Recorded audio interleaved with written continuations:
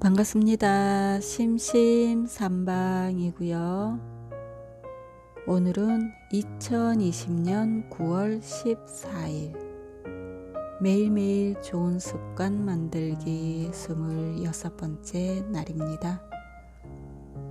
매일 책을 읽고 유튜브에 기록하기 100일 습관 도전하는 중이고요. 지금 제가 읽고 있는 책은 지두 크리슈나무르티의 아는 것으로부터의 자유입니다.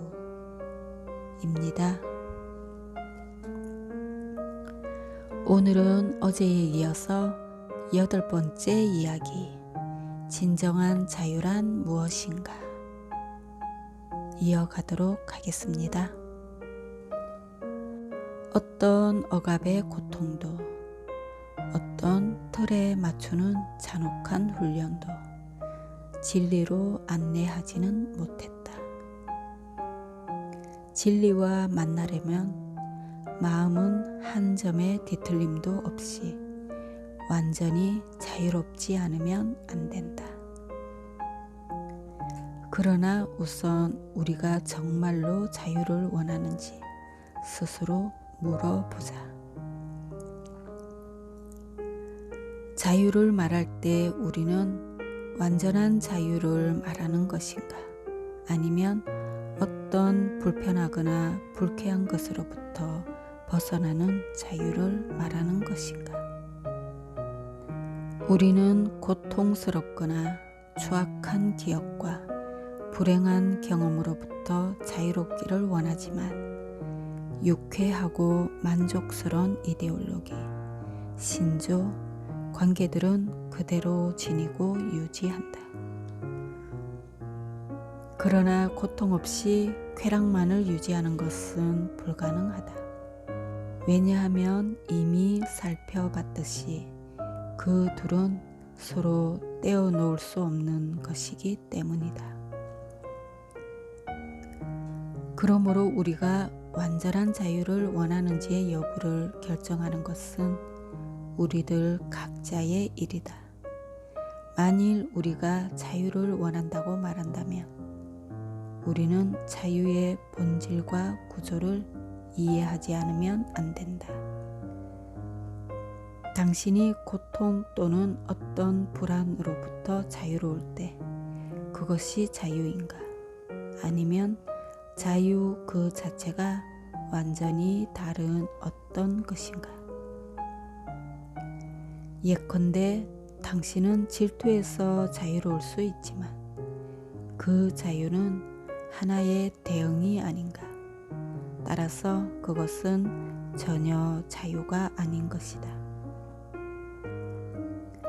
당신은 도그마를 분석하고 치워버림으로써 아주 쉽게 그것으로부터 자유로울 수 있지만 도그마로부터 자유롭고자 하는 동기는 그것 자체의 반응을 갖고 있다. 왜냐하면 어떤 도그마로부터 자유롭고자 하는 욕망은 그 도그마가 더 이상 유행하는 것도 아니고 또 편리하지도 않기 때문이다. 당신이 국제주의를 믿기 때문에 또는 어리석은 민족주의적 도그마에 매달리는 것이 경제적으로 보아 더 이상 필요치 않다고 느끼기 때문에 당신은 민족주의로부터 자유로울 수 있다. 당신은 쉽게 그걸 물리칠 수 있다. 또는 당신에게 훈련이나 저항의 결과로서의 자유를 약속하는 정신적 지도자나 정치적 지도자에게 반발할 수도 있다. 그러나 그런 합리주의, 그런 논리적 결론이 자유와 무슨 관계가 있는 것인가? 만일 당신이 어떤 것으로부터 자유롭다고 말한다면 그것은 또 하나의 수능, 또 다른 형태의 지배를 가져오게 될 또 하나의 반응이 될 것이다. 이런 식으로 당신은 일련의 반응들을 가질 수 있고 각 반응을 자유라고 여길 수 있다. 그러나 그것은 자유가 아니다.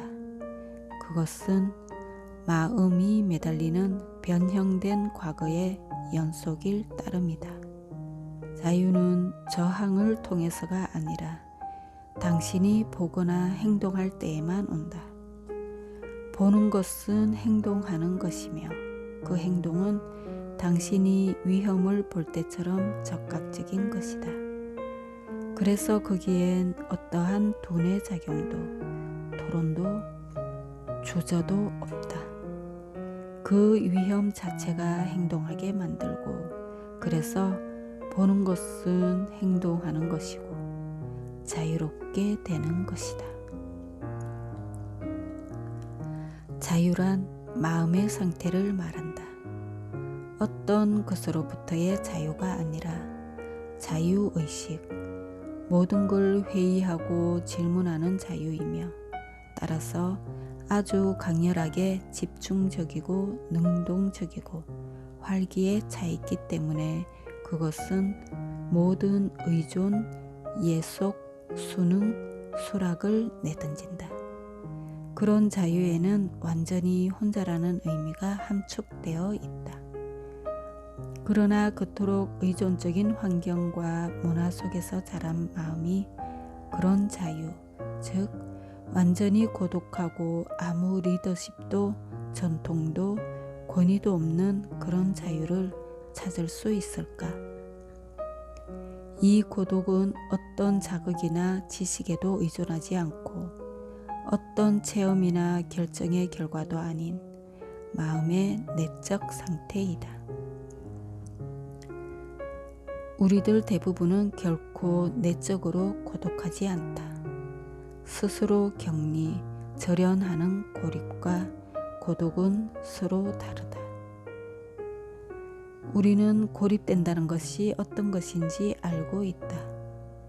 아픔을 당하지 않고 상처받지 않기 위해 자기 둘레에 벽을 쌓고 또 다른 형태의 괴로움인 이탈을 도모하며 이데올로기에 허황된 상아탑 속에 사는 것 등이 바로 그것이다. 하지만 고독은 이것과 아주 다르다.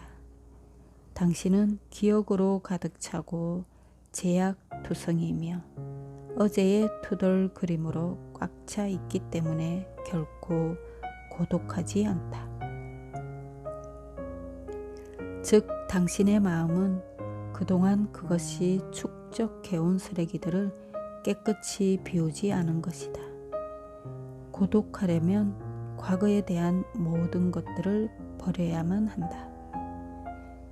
당신이 고독할 때, 즉 어떤 가족에도 속해 있지 않고 어떤 나라에도 문화에도 특별한 대륙에도 속해 있지 않고 완전히 고독할 때 국외자가 된 듯한 느낌을 받게 된다.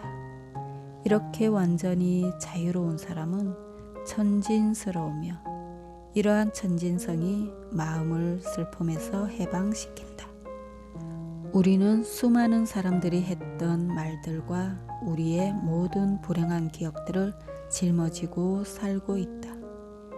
그 모든 것을 완전히 버리는 것이 고독이며 고독한 마음은 순진할 뿐만 아니라 젊고 또 그런 마음만이 진실한 것을 알고 말로 청량할 수 없는 것을 안다.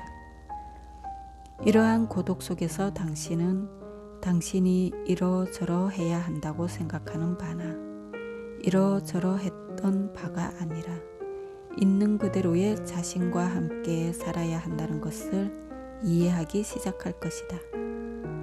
아무 떨림 없이 아무 그릇된 겸손, 공포, 합리화나 비난 없이 자신을 볼 수 있는지 보라.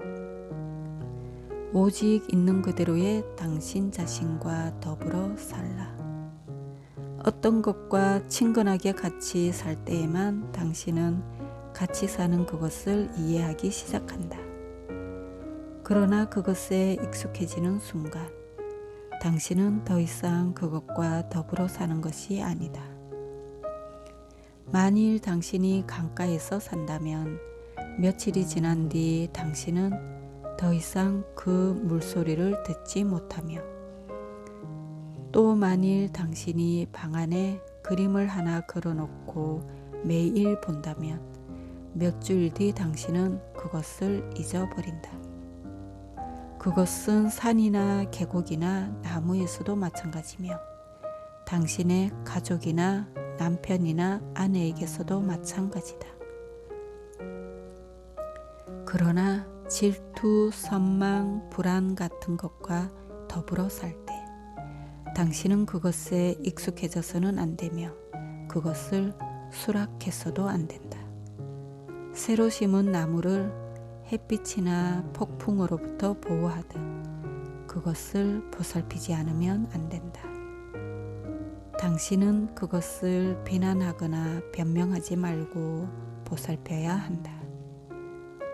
그러면 당신은 그것을 사랑하기 시작한다. 그럴 때 당신은 질투하고 불안한 것을 사랑하는 것이 아니라 보살핌의 마음을 쓰는 것이다. 우리는 우리가 무뎌지고 선망하고 무서워하게 된다는 걸 알면서 우리가 실은 그렇지도 않지만 엄청나게 애정을 갖고 있다고 믿으면서 쉽게 마음 상하고 쉽게 알랑거리고 실증내면서 있는 그대로의 우리 자신과 더불어 살 수 있을까?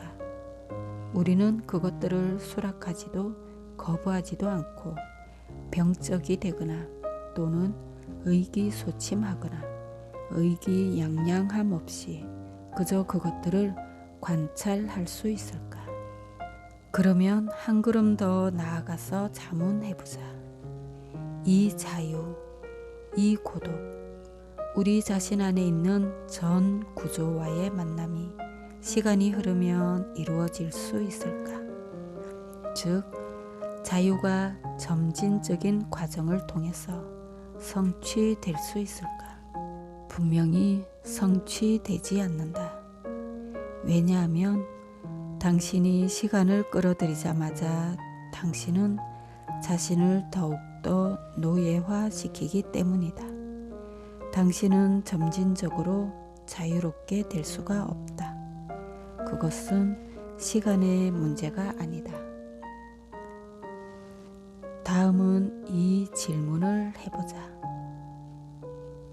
당신은 그 자유를 의식할 수 있을까? 당신이 나는 자유롭다 라고 말하면 당신은 자유로운 것이 아니다. 그것은 나는 행복하다 라고 말하는 사람과 같다. 나는 행복하다 라고 말하는 순간 그는 이미 지나간 어떤 것의 기억 속에서 살고 있는 것이다. 자유는 원망, 소원, 갈망을 통해서가 아니라 오직 자연스럽게 올 뿐이다. 당신이 만들어낸 이미지를 통해 찾을 수 있는 것이 아니다. 자유를 만나려면 마음은 삶을 바라보는 법을 알아야 하며 이것은 시간의 속박 없이 의식의 영역 너머에 있는 자유를 향한 거대한 몸짓인 것이다.